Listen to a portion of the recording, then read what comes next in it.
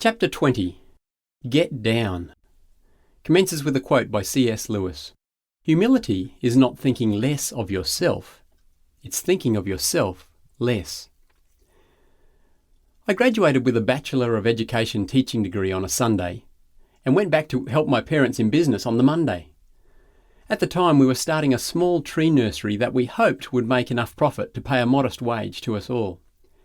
Little did we realise how quickly it would become the largest nursery of its kind in the world. At 26, I started leading horticultural research tours in stunning locations like Tuscany in Italy, Andalusia in Spain, and in California and Argentina. I distinctly remember one season when we had too many travellers booked, so I had arranged back-to-back tours. Not wise. It meant that I had to fly from Rome to Madrid on a Sunday, and then back from Madrid to Rome the following Sunday, and then Rome to Madrid the following Sunday, and then Madrid to Rome the following Sunday, until the tours were completed.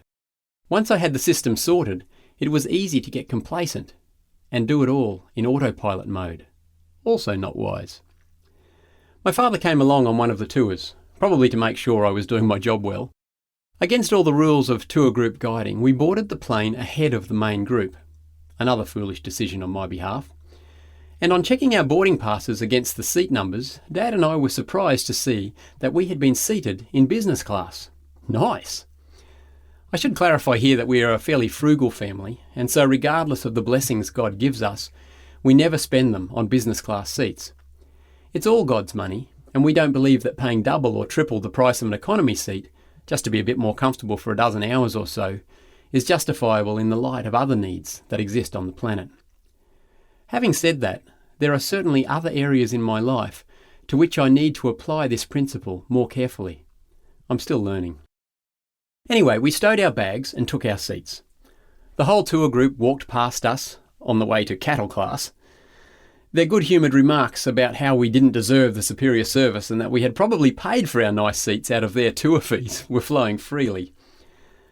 I defensively tried to assure them that we truly had booked the same type of seats for ourselves as we had for them, but I was still feeling very smug indeed. As we nestled back into the plushness, waiting for our chilled glasses of San Pellegrino mineral water, a stewardess came up the aisle looking in my direction. I was feeling flattered again because clearly she wanted to offer me some little extra indulgence for having booked so many guests on their flights so often. Or not. Without even a hint of cordiality, she asked to see my boarding pass to check my seat allocation. With a generous hint of, "You stupid tourists drive me crazy," she informed us that we were supposed to be in economy, and that the two well-dressed guests standing behind her were waiting for their seats.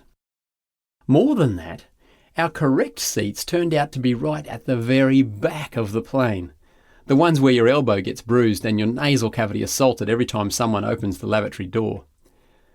I could hardly take my eyes off the emergency exit floor lighting as the scowling stewardess led us past every single one of our quietly smirking tour group to the very worst seats on the plane. Luke told a parable of Christ's that is very pertinent for me every day, especially when I find myself feeling apparently more blessed than others around me. Jesus was at a dinner party, and when he noticed how the guests had carefully picked the seats of honour around the table, he said, "When someone invites you to a wedding feast, do not take the place of honour, for a person more distinguished than you may have been invited. If so, the host who invited both of you will come and say to you, 'Give this person your seat.' Then, humiliated, you will have to take the least important place. But when you are invited, take the lowest place, so that when your host comes, he will say to you, 'Friend, move up to a better place.' Then you will be honoured in the presence of all the other guests. For all those who exalt themselves will be humbled, and those who humble themselves will be exalted." Now that's wise.